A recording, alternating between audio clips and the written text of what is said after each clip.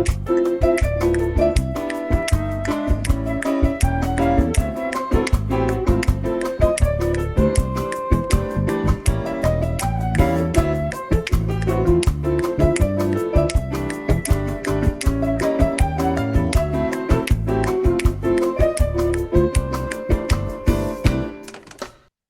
afternoon, everyone, and welcome to, would you believe, Topic Time in November of 2022, my first November show.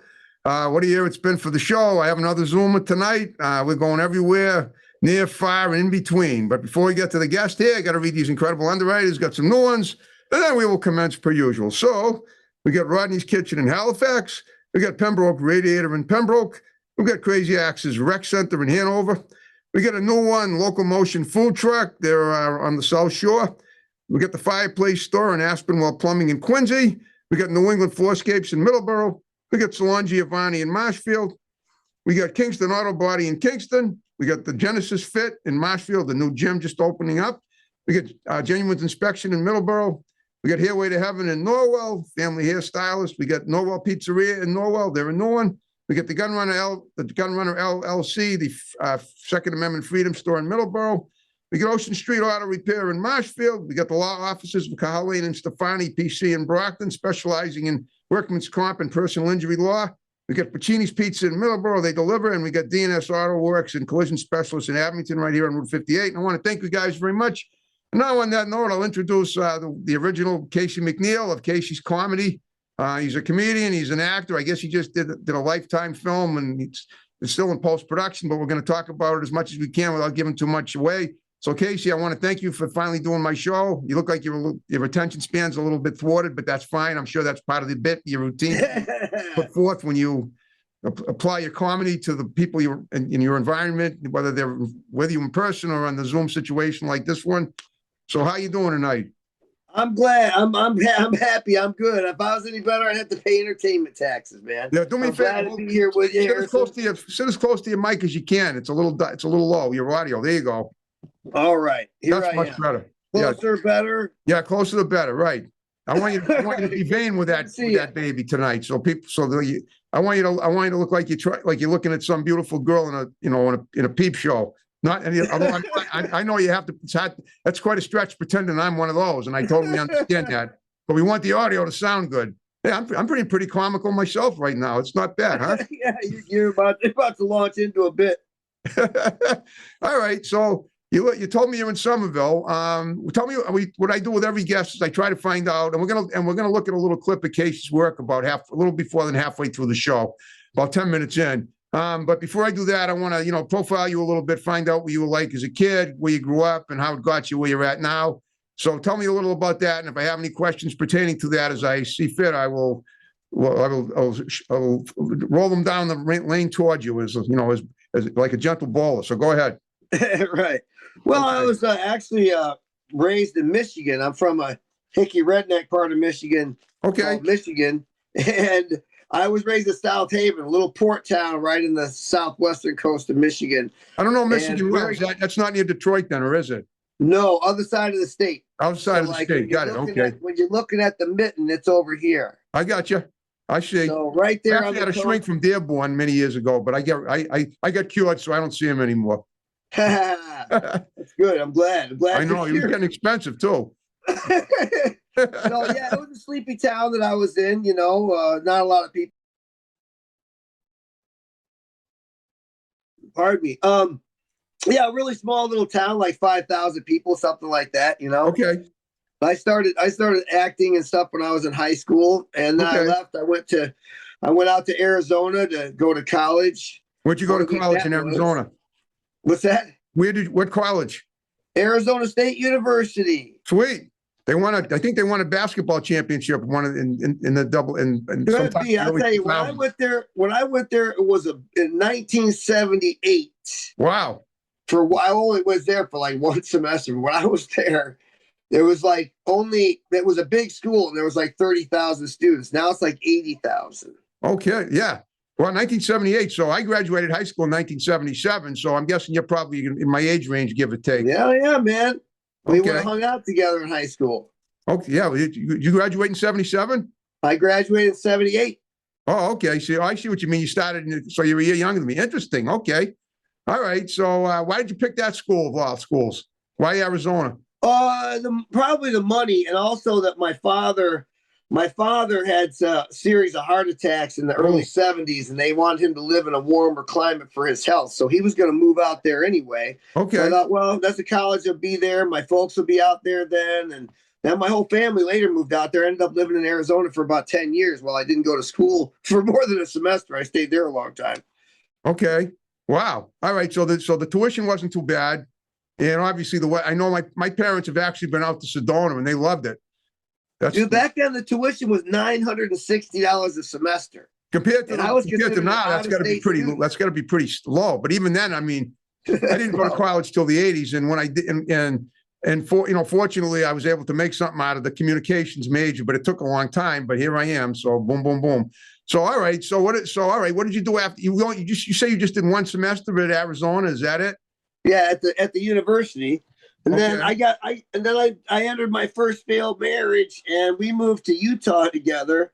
And after I was divorced, a few years later, I got divorced in like 1990, and I started doing comedy in about November. I think it was like November of 1990. So this is your Utah. 32nd year. Congratulations! This is your 32nd year. Yeah, it's a It was long November time. of 2022, 32 years ago. That's true, huh? Yeah. Absolutely. I don't have an exact date. A lot of people go on this day, 10 years ago. I started like I couldn't. That's what I remember do. If you ever see my Facebook post, because I have a photographic memory. Like I remember 54 years ago today, my father ran out of gas in Jamaica Plain. We were on our way to some kind of a fitness academy that I was going to. So instead we had to walk to a service station about a mile away. And Man, I wish I had that kind of memory. Well, that's from my awesome, autism. man. I It need it enables for me to do lines. that. I need it for lines and stuff like that, you know? Okay. Well, I have autism, so that enables me to remember stuff. That's how I do it, and that's pretty cool. All right. Hey, neurodiverse. Hey, yes, say yay for neurodiversity. You got that straight. All right. So starting in November of 1990, that's when you began your comedy. So how did you do that? Like open mics and stuff? Yeah, a girl that I had a fancy on took me to a comedy club, and I really had a good time, and I liked the acts and stuff that I saw, and I had one of those I think I could do that moments.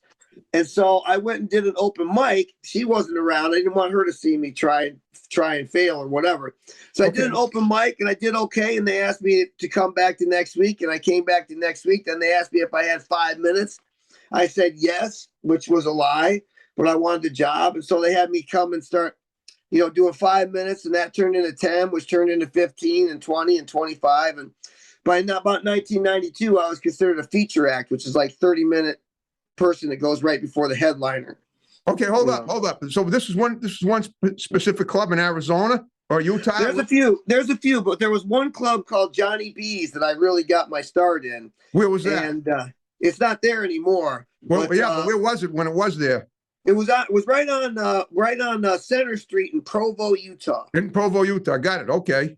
Yeah, Okay. so right there to college town. So the Mormon college town, big BYU town, right? Brigham Young University was there. So it was all clean comedy. So I came up on clean comedy. I had to learn to do comedy clean. And back in those days, my mentor, whose name was Johnny Biscuit, who was the owner of Johnny B's, he said, if you don't work clean, you'll never do TV.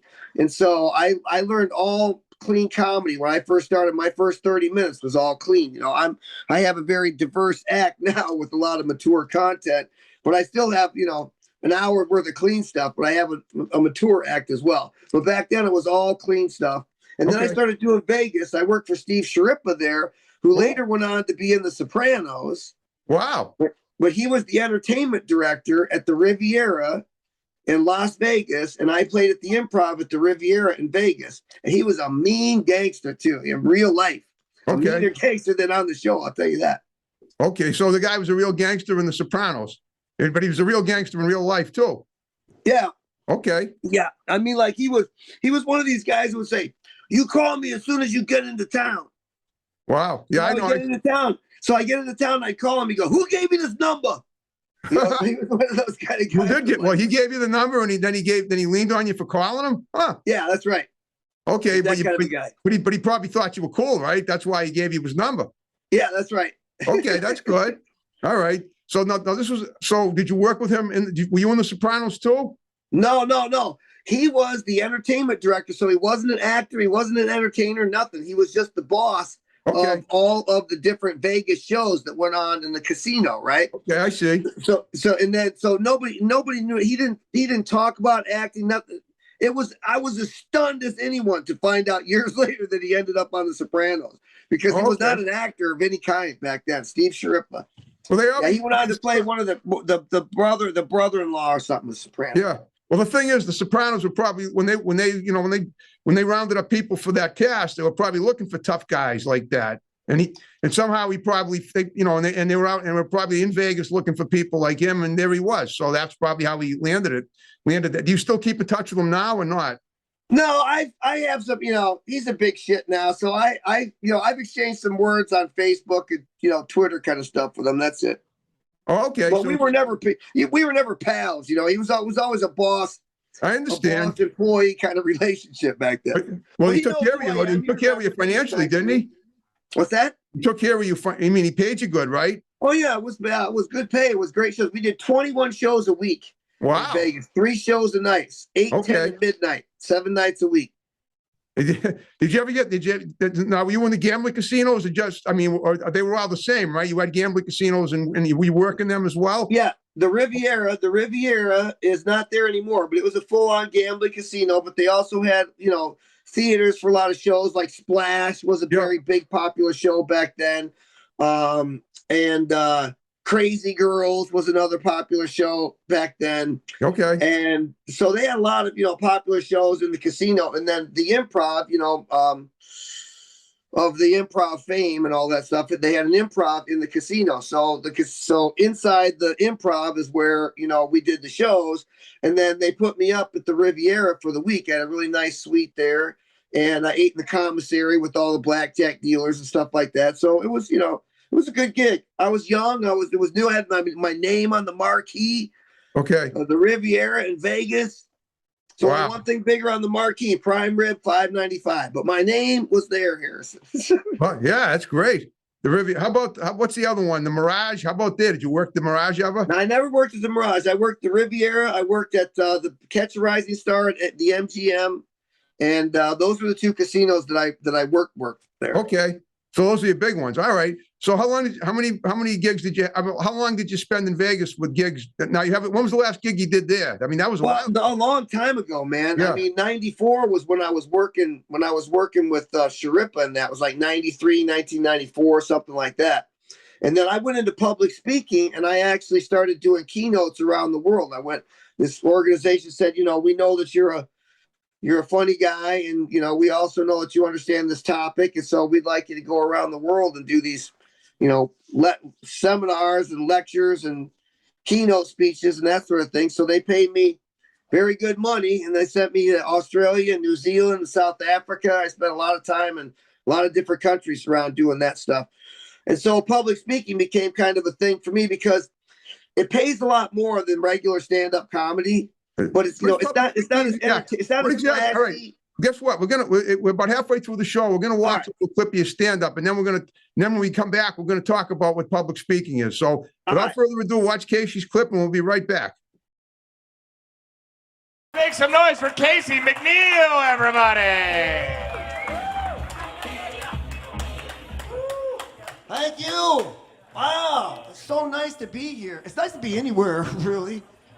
Seeing some happy faces. I had a weird day. It started when I had to take the subway today because comedy treats me well. And I don't know if that just happened to you. On the train, some weird guy gets on, right? You take one look at him, you know he's not right in his head. Of all the places he can sit down, he sits down right next to you. And then he wants to talk out loud about his weird problems for the whole ride. Well, I'm that guy. And I'm not stopping, so saddle up because I got a lot of disorders. They say, I don't know why you won't talk to me. Is it this face? I'm originally from Michigan. I'm from the hicky redneck part of Michigan called Michigan. And, well, when you're from, this is the face they give you. Everywhere I go, I bring all the charm and sophistication of a department manager at Walmart. Oh, you didn't recognize me? How about now? Let me tell you something. You bring a face like this in any Walmart in America, bring your A game, you're going to be answering some questions in sporting goods. Now, I have a lot of mental disorders. I have the attention deficit disorder, the ADD. That's usually a crowd favorite. A lot of people, like, yeah, it's nice. I know it's popular because they gave it a new name. When I was a kid, it was called minimal brain dysfunction. Because in the 60s, that's how you build character in children. No, I can't blame my parents. Well, I can't blame only them. It's just they didn't have help for parents back in the 60s. They had all kinds of guides and coaches, instructions. Now, they even have warning labels on cigarettes not to smoke when you're pregnant. I asked my mom if she smoked when she was pregnant with me. She said, only when I was drinking. But having ADD is one thing, that's all right. But I also have OCD, obsessive compulsive disorder. Oh, do you know what that is? Do you know what it is? Do you know what it is? Do you know what it is? Do you know what it is? Okay, now do we all kind of know what it is? The obsessive compulsive disorder is a mental disorder characterized by the obsessive repetition of unwanted thoughts, numbers and songs and that are favorites, or the compulsive repetition of tasks like to check the stove and the doors and that, or the compulsive obsessive repetition of thoughts or tasks, or the obsessive compulsive over-explanation of mental disorders, or... But fortunately, I get distracted. The distractions are the only thing that save me from the obsessions.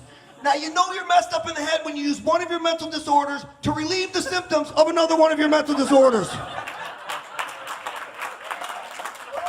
For example, like when I'm in the grocery store, the distractions are the only thing that stop me from spending 3 hours picking out a lemon. The next one will be better. The next one might be better. Don't get me started on blueberries. But before it can happen, I get distracted by somebody's wobbly shopping cart wheel going by. You know that sound? So I start compulsively looking for that. But then I get distracted by the music playing in the market because it's 99 loose balloons. And then I start compulsively repeating that because it's 99 loose balloons. So you'll all be doing that a couple days now. You'll be sitting at the breakfast table going, oh, dang, he was funny. Oh my God, I try to get help for this stuff. At the library recently had one of these things where you can spend 30 minutes with a therapy dog. 30 minutes, I thought that would be pretty cool. He didn't understand anything I was talking about. Just kept trying to comfort me the whole time, and then I'm like, listen, Skippy, don't patronize me. I came to do the real work here. I try to get help for this stuff. The technology's kind of a mixed bag. I don't know if you saw this, but Whirlpool invented a stove you can control using your cell phone. Because America, yeah, it's great. It's great news for people like me with obsessive compulsive disorder. Don't worry about the stove. So now if I'm stuck in one of those busy meetings at work, I just say, excuse me, you guys, before we go any further, just need to check on my stove. It's ringing. Oh, hi, stove, please. Yeah, it's me again. Yeah, I didn't even need burners turned on, did I? Yes, sir. All right. One more thing. Can you see the front door from where you are? I try to get help. Like I said, they have one of those 24-hour telethons to raise money and awareness for people with obsessive compulsive disorder. A whole day.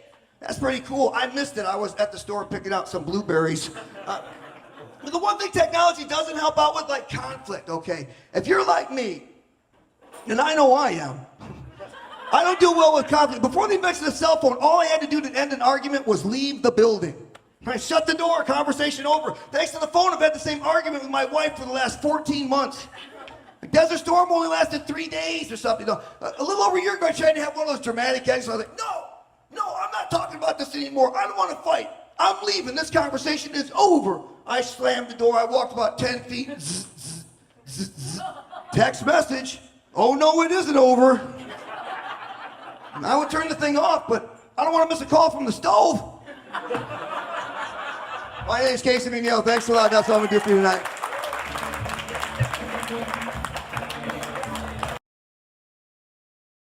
All right, we're back. Let's talk about that clip. That was great. Yeah, man. Thanks a lot. I appreciate that. Yeah. That Mohegan Sun is a great place to do gigs. Okay. All right. I Big, big audiences. Oh, yeah. Mohegan Sun. Okay. You performed there? Yeah, and that clip was Mohegan Sun right there. So. Okay. Oh, wow. Okay. That was from last comic. Where are you performing currently? What's that? Where are you performing currently? I will be at McHugh's Comedy Club on the 12th.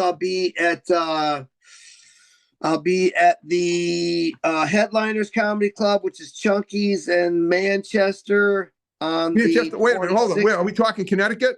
No, New Hampshire. Oh, okay, because there's one. Nashua, New Hampshire, Chunky's on the 26th, which is a Headliners Club. I will be at McHugh's Comedy Club on the 12th. Where's that? And I got an America's Got Talent audition on the 14th, but it won't be televised. Yes. Okay, wait a minute. Where's the Hughes Comedy Club? Oh, McHugh's is in Portsmouth. Oh, Portsmouth, New McHugh's. Got it. Okay, that's in Portsmouth, New Hampshire. Got it. Okay. All right. So That's you're basically right now you're doing the New England run. So tell me about you were just in a Lifetime film, right? Yeah, it's not Lifetime. It's a Hulu movie, actually. There's Boston Strangler. That's probably the one that you're talking about. Yeah, Boston Strangler with Keira Knightley and Chris Cooper and Carrie Coons. It's not, people keep calling it a remake of Boston Strangler, but it's really not. It's actually about the female reporters that cracked the case. It was actually two female reporters in Boston in the 1960s that were the ones that connected the murders together and realized that they were serial murders. Wow. And so it follows the story of these two women trying to report on this in a man's world and all that stuff. And I play one of the reporters, one of the newsroom reporters of Chris Cooper's in his newsroom. So I'm like one of the guys that when he's coming out of his office and I'm one of those guys that's like right there, he comes and talks to and all that. That was an interesting, I'm thinking the Boston Strangler was a guy that went around, he killed elderly women. And there were no like sexual attacks. He just killed them just because I don't know what that was his thing. I did not know the two women actually cracked the case though. That's how it went down. Yeah. And did they actually, because of them, was that how they found him? Yeah, they went there. What was his name? Salvo or something? The police were like, stay in your own lane. So they started talking to the editor of the paper, and the editor was like, stay in your own lane. Then he gave him a leash to do more, and then all the other reporters get pissed off and say they're in over their head and all that stuff. But okay, I haven't seen that the ultimate production. All my parts are from within the newsroom, so I can't see every shot that they made. I only know the stuff that I did with Keira and Carrie and Chris. Oh, okay. All right. So this was I didn't know that. I remember the case in the 60s. It was 1968 was the big year for the Boston Strangler. Right. All right. Then I also did that's coming out in December on Hulu, and then I also did I played a reporter in I Want to Dance with Somebody, which is the biopic about Whitney Houston's life. That was a Whitney Houston song. I'm just going to say I remember that. Well, so you were in that? I saw that movie. Is that out yet or not? No, it's not out yet, but it's advertised as I think December in the theaters. Okay. And then I did a movie with Zendaya this summer that was pretty interesting. Oh, you did Zendaya? Wow, she's beautiful. Yeah, she's beautiful, huge star, very nice person. I spent 20 days 18 inches away from her, working with her every day. She's a very nice person. She's dating the guy that plays the Joker or something, right? No, he plays Spider-Man, Tom Holland. Spider-Man, I wasn't sure. He never came around the set. He's a British guy. Yeah, she had a gaggle of, entourage and that sort of thing, but he was never among them. She's young. Very nice person. She's like 26, right? What's that? She's young. She's only like 26. She's pretty young. Yeah, she's young. Like I think she's younger than that even. Well, I think she was born in 1996. I'm pretty sure. Well, she was one of the producers of the movie that I was, That's awesome. that I was in. And when I was one day when we were over by Ruggles, I was walking from the stadium over to the set.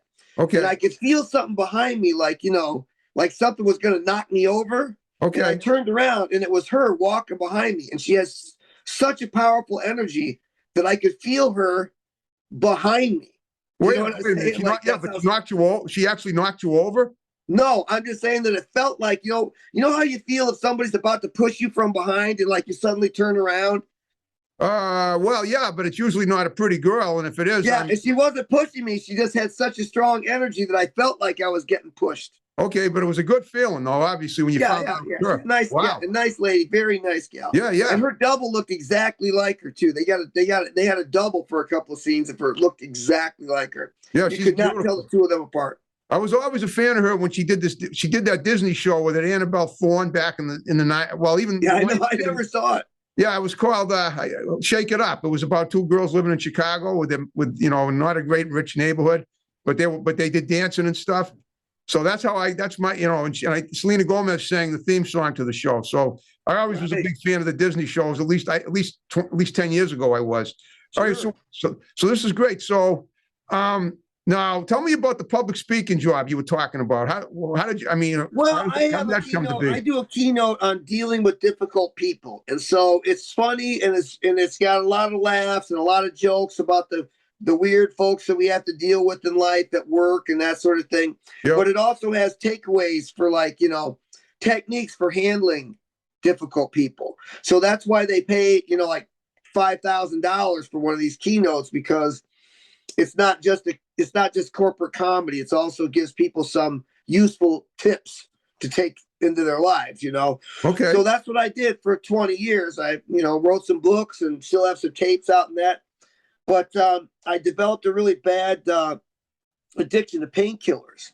And when I recovered from that addiction, things get very difficult in your mind, and so it was hard to figure out how to work without being on the pills and all that stuff. Yeah, so I went back to do a stand-up comedy on the small stage, and that's how I ended up back here now, headlining again, because I just went back to doing regular stand-up. I still do keynotes, but not as much of it. Okay. But so basically that keeps you busy though, between doing those two things now. And then the acting, like I'm working 3 jobs right. In the next week, I'm doing Invitation to a Bonfire, which is a movie, a 6-part miniseries on AMC, based on a novel about the 30s. I'm doing that on next Wednesday. I'm doing a Liam Neeson movie on Sunday. Wow. And I'm doing a movie called The Collective on Saturday. So there's a lot. Pretty busy.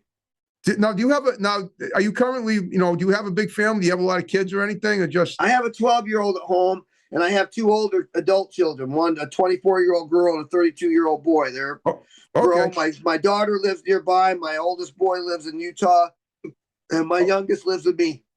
Okay, I understand. Right, 12 years old. All right, so are you currently married, or did you? Yeah. You are? Okay. All right, so however many times you've been married. Third time's the charm. Took me 3 times to get it right. 3 times the charm, right? I understand. Are any of your kids or your wife involved in any of your work as well? I'm sure. Well, this summer I did a movie called Janet Planet, and they wanted my son to come and be in the movie also, as to play my son in the movie. And, a 12-year-old, you mean? Yeah. Okay. And that was pretty cool, because they put in, you have to work a certain amount of what they call SAG, or Screen Actors Guild level work, in order to be qualified to be in the union. I know. I've been in a couple of films too. At least a couple. So but since my son's part required a SAG actor, they unionized them. That they did what's called Taft-Hartley, which basically put him in the union his first day. Oh, okay. It took me 40 years to get in the union. He got in on his first day. Oh, wow. Okay. Interesting. Okay. All right. But so now, how long have you been a SAG member? I've just been in SAG for a couple of years now. Okay. I guess there's plenty of stuff. There's plenty of work for you. Obviously, it sounds like you're doing great. Yeah, there's a lot going on. I did a Spider-Man movie this summer. Also, I've done 4 episodes of not was Zendaya's girlfriend. Not was Zendaya's boyfriend, though, right? No, it was actually, the movie is called Madam Web, and it's actually about this other female Spider-Man type character that is a mentor to him, this older character than him that became a Spider-Man years before him, apparently, in the comic book series. Oh, okay. Interesting. So she's like some old wise mentor, and this is meant to be her backstory or something like that. Okay. Oh, interesting. That sounds a little freaky, though. A woman Spider-Man? You know what Black Widows have a reputation for. Yeah, that's right. Yeah, right. So I mean, what are you playing at? Are you the victim? No, nothing like that. I'm just the guy that's at the opera in that. I'm just like a background guy. So they flash by my face for about 10 seconds. Oh, okay.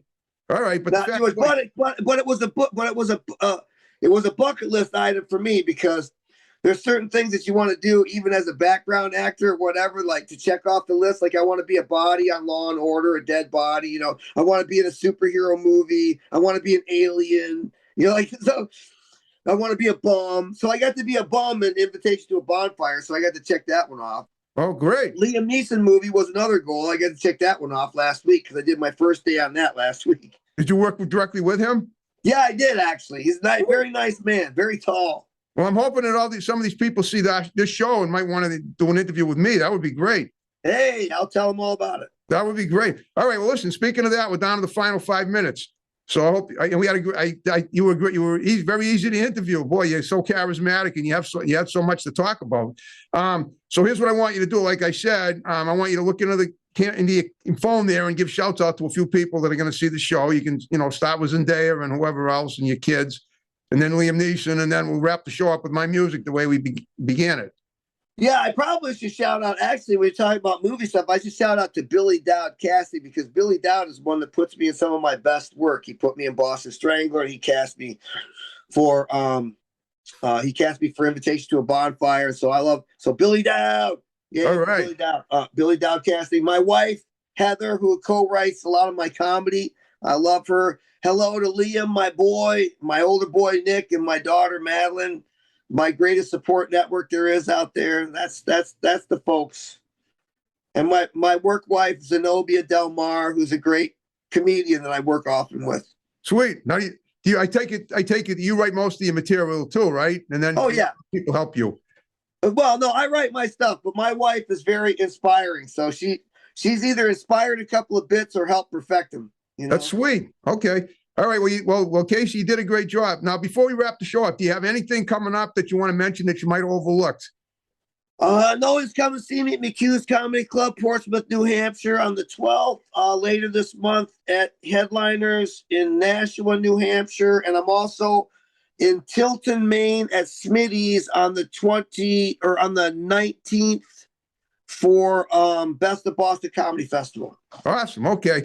All right. And so now one more favor I'm going to ask is that when we wrap the show up, well, first of all, I want you to stick around and do Facebook pictures for us. Yeah. All right. Well, that's it. You did a great job. And please tell some more people about the show so we can get more guests in here. People, famous or not, but we'd love to. I'm getting more people spun off from people that I interview than ever before. And my 13th year of doing Topic Time. Tons of fun, man. It's a great show. Thanks. You was great. All right, we're going to wrap the show up. You ready? I'm ready. Okay, folks. Thanks for watching Topic Time. See you next time. Have a good one. Bye-bye. Here we go.